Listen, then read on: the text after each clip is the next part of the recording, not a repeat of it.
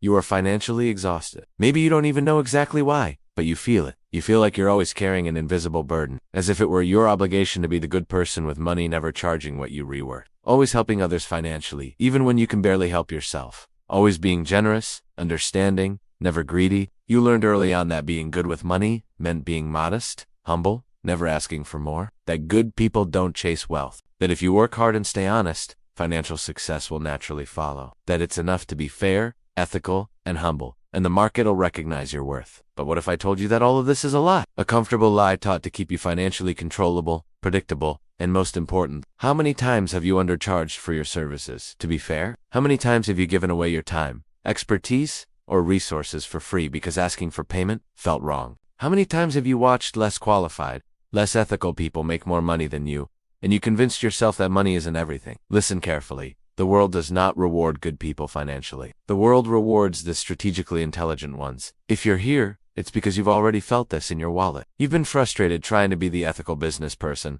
the fair employer, the generous friend. And now you're starting to realize that the more you try to be financially good, the less money you actually make. The more you give financial discounts, the less your work is valued. The more you avoid aggressive business tactics, the more you're left behind. And that's where Machiavelli comes in. Machiavelli wasn't the devil that many portray him as. He was perhaps the first to tell the naked truth about how power, including financial power, actually works. He understood something that most people refuse to accept. That pure financial morality, detached from strategic reality, is a trap. That being seen as financially good is not the same as being wealthy, successful, or even truly helpful. In this video, we're going to talk without filters, without masks, about why you need to stop trying to be a good person with money. And no, that doesn't mean becoming someone greedy or ruthless. It means waking up, awakening from the childish dream that the financial world is fair and that it is enough to be virtuous to be rewarded. We will expose the truth, no matter how uncomfortable it may be. As long as you're trying to be financially pleasant to everyone, you will be in their hands a hostage of your own financial kindness. And if you're already tired of being financially used, undervalued, and left behind, maybe it's time to change. To learn from Machiavelli what they never taught you about money. And finally, take control of your financial life. Ready? Then let's get started. Do you still believe that the world financially rewards good people? Look around you. Who holds the most profitable positions? Who commands the highest fees, the best deals, the most lucrative opportunities? Are they the most generous, the most charitable, the most fair with their pricing? Or are they the most strategic, the most assertive, the hardest to financially manipulate? The truth is brutal. The financial world is not governed by kindness, but by value, perception, and strategic positioning. Machiavelli understood this centuries ago. He didn't write The Prince to teach how to be malicious. He wrote to show how the game of power is actually played. And one of the most bitter lessons he gives us is this: being financially good is not enough. In many cases, being financially good is the quickest way to financial erosion. You can spend your life being the honest contractor the employee who never asks for raises, the business owner who always gives the fair price. You can give your best work, help clients, beyond your scope, deliver more than promised. But the day you're no longer the cheapest option, you'll be forgotten, replaced, discarded, and, the worst part, without a shred of guilt from the other side. Because the financial world doesn't measure your worth by your moral intentions. It measures by the value you command, the scarcity you create, the positioning you maintain. Have you noticed that the nice business people are always chasing clients, always justifying their prices, always explaining why they deserve to be paid fairly? Meanwhile, those who set clear boundaries, who charge premium prices, who present themselves as Hivalia, they are respected, they are sought after, they have waiting lists. And why? Because financial desperation is seen as weakness. Because those who never command premium pricing never represent premium value. Those who don't create financial boundaries are not taken seriously in business. They're seen as a commodity, not as an expert, as a cost center, not as an investment. You can kill yourself trying to be the most affordable, most accommodating service provider. But if you don't represent scarcity or premium value, no one will hesitate to negotiate you down, delay your payments, or replace you with someone cheaper. It's harsh, I know, but it's financial reality. Machiavelli said that a prince should not seek to be loved but to be feared, if forced to choose between the two. And what did he mean by that? That true financial respect arises from the perception that you are someone with the power to walk away, that you cannot be financially trampled without consequence, that you're not a replaceable commodity in someone else's business game. And this applies to your financial life too. If you continue living to be financially pleasant, you will continue to be seen as someone easy to underpay, easy to delay, easy to replace. Not because you're a bad business person, but because the financial world doesn't reward those who undervalue themselves. The most successful people understand something that the financially good never learn: Scarcity creates value. Boundaries create respect. And premium positioning creates premium income. It's time to understand where this unhealthy desire to be financially acceptable to everyone comes from. Because behind your financial kindness, there's something deeper, something that may have been sabotaging your wealth for years. You weren't born wanting to financially please everyone. That was taught to you. And worse, it was conditioned into your subconscious mind about money. Since childhood, you learned that financial acceptance came at a price.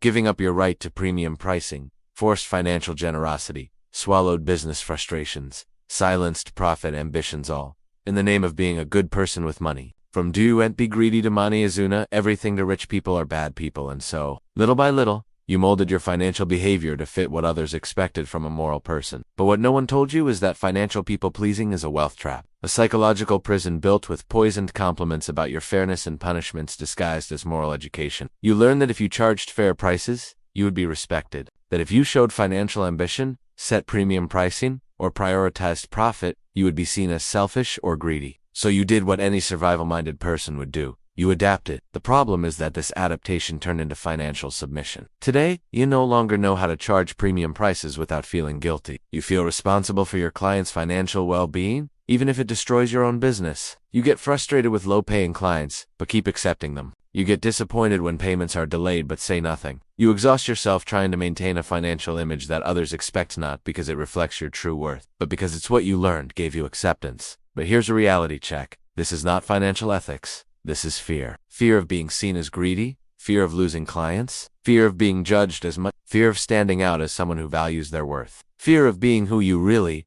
are, someone who deserves premium compensation for premium value. And this fear has turned you into someone who financially sabotages themselves, someone who hides behind socially acceptable but financially destructive behavior. And the most tragic part? You don't even realize you're doing this. You call it humility, but it's fear of commanding respect. You call it fairness, but it's fear of premium positioning. You call it generosity, but it's fear of not being financially enough. Your financial goodness is actually a miscan unconscious strategy to avoid the pain of financial rejection. But this mask has a very high cost. It suffocates your wealth potential, your business power, and your financial dignity. And if you don't remove this mask, it will stick to your financial identity. It will become your business reputation. And one day you look at your bank account and no longer remember when you decided your financial worth was negotiable, but there is a way back. And to find it, we need to learn from someone who understood the power of strategic positioning, value perception, and financial influence like no one else. Machiavelli. The wealthy don't think like you do about money. They don't operate from the same financial conditioning. And understanding this difference is the key to everything. If you're trying to build wealth by being the good person in business, hoping that others will recognize your fairness,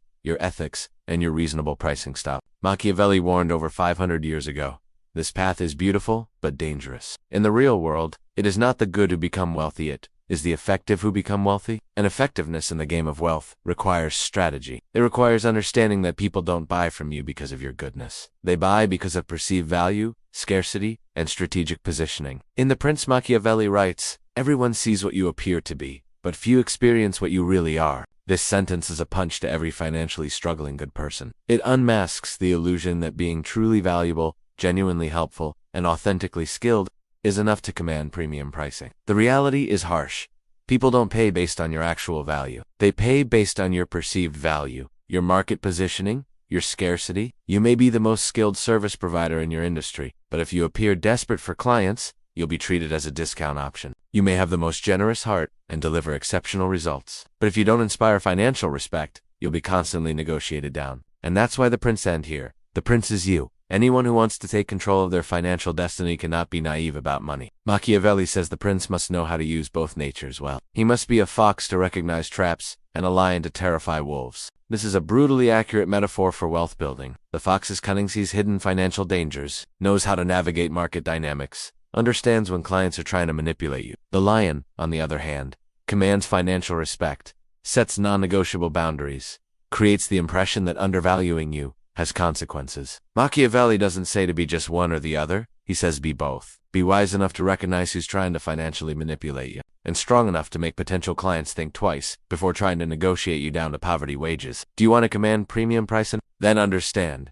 The virtue that Machiavelli recommends isn't the one preached by broke moralists. It's strategic virtue, a mix of business, courage, market intelligence, pricing audacity, And financials, it's to act with professional coldness when necessary. It's to know that sometimes appearing expensive is the only way to be taken seriously. Not out of greed, but out of business wisdom. Here's another quote from him. A man who wishes to act in all circumstances, like a good man, is doomed to financial ruin among so many who are not good. And you know this. You've been that business person. You've tried to be good in every financial situation. And what did you gain? Underpayment? Delayed payments? Scope creep? Client disrespect? People don't play fair in business. And if you continue playing as if they do, you will always be financially behind. This doesn't mean abandoning your integrity. It means stopping the use of your integrity as financial handcuffs. It means starting to act with business intelligence, to think strategically about how your pricing is perceived and used by others. Machiavelli wasn't cynical about money, he was realistic. He saw business dynamics without romanticism, without naive idealism. And he wrote The Prince as a manual for succeeding in a world where market perception is power, and financial weakness disguised as virtue is a business death sentence. But perhaps now you're wondering, is there any way to balance this? How can I stop being financially naive without becoming a greedy or ruthless business person? The answer lies in understanding the difference between strategic wealth building and financial doormat behavior. There is a fatal confusion that financially destroys many people. The idea that to be ethical with money, one must be financially submissive. That to be a good business person, it's necessary to accept lowball offers in silence, undercharge without questioning, and live-swallowing financial frustrations to maintain good relationships. This is not financial ethics. This is financial naivety. It's financial cowardice disguised as business virtue. And if you don't understand this difference, you will continue to be the financial doormat of the business world. True financial ethics doesn't require you to financially nullify yourself. It requires awareness, clarity, and strategic choice. Being ethical in business doesn't mean being a financially cheerful fool who's always available at discount rates, always smiling when underpaid, always sacrificing profit margins for those who wouldn't sacrifice anything for you. This is it's economic dependency disguised as business morality. Financial naivety believes that clients will treat you with the same fairness that you offer them. Financial naivety believes that the market is fair, and that if you're genuinely valuable, others will automatically pay you what you're worth. Financial naivety expects fair compensation, timely payments, and professional consideration. And it lives financially frustrated. It lives economically disappointed because it is projecting onto the business world a financial nobility that simply doesn't exist. True wealth mindset is different. It's financially firm. It knows how to say no to bad deals. It knows how to walk away from unprofitable clients. It understands that not everyone deserves your premium service, and that giving your best work to those who have nothing valuable to offer in return is financial waste, not business generosity. You can be an ethical, principled, an integral business person and still command premium pricing. Be financially respected. Be someone who creates scarcity, who knows what deals they accept and what they reject. Machiavelli, despite seeming harsh to modern sensibilities, didn't hate business virtue. He hated financial naivety. He knew that in a market full of predators, kindness without financial strategy is just fresh meat in the middle of the business jungle. The question you need to ask yourself now is your financial kindness protecting your business or exposing it to exploitation? Is it strengthening your market position or destroying your profitability? Because if your idea of being good in business involves accepting low profit margins, working for exposure, and blaming yourself for feeling frustrated about money, then you're not being ethically successfully or being financially dominated. And there is an antidote to this. There is a balance point where you don't have to give up your integrity, but you also don't have to financially kneel before anyone. A place where you can act with business courage, pricing, clarity, and financial intelligence. The most successful entrepreneurs understand this balance. They've learned to separate personal ethics from business strategy. They can be generous, people who also command premium pricing. They can help others while also building serious wealth. But this transformation requires you to challenge every financial belief you've ever been taught about what good people do with money. Many people who wake up to their own financial submission fall into a dangerous mistake. They believe they need to become cold, greedy, almost ruthless, to stop being financially taken advantage of. This is the famous business rebound effect. After years of being financially exploited, you think the only way out is to become the opposite. Someone tough, profit-obsessed, client-indifferent. But this is yet another trap. Because when you abandon your authentic values, you're not strengthening your business, you're protecting yourself through emotional denial. And that's not financial freedom. It's trauma disguised as business power. True financial liberation happens when you learn to be authentically successful. When you stop making money decisions for others and start making them for your genuine well-being. It's not about being ethical or ruthless. It's about being real. About looking in the mirror and knowing that you can be generous, but you will never again undervalue yourself. That you can help others, but you will never again work for less than your worth. That you can extend opportunities, but you will no longer beg for clients. So how do you stop being financially naive without betraying who you are? First, understand that your financial voice matters. You've been conditioned to think that asking for fair compensation, setting pricing boundaries, or negotiating better terms is greedy. But that's a lie. Greediness is expecting you to work silently for below-market rates, while others profit from your undervaluing yourself. Speaking up about your worth, taking a stand on your pricing, saying I don't accept projects below this rate, that's business dignity. It's financial. Second, practice saying no to unprofitable opportunities. Saying no to bad deals is one of the most wealth-building acts there is, and it doesn't have to be aggressive or defensive. A calm, firm, and non-negotiable "this doesn't align with my business model" has more power than 1,000 justifications, because it communicates the essential truth.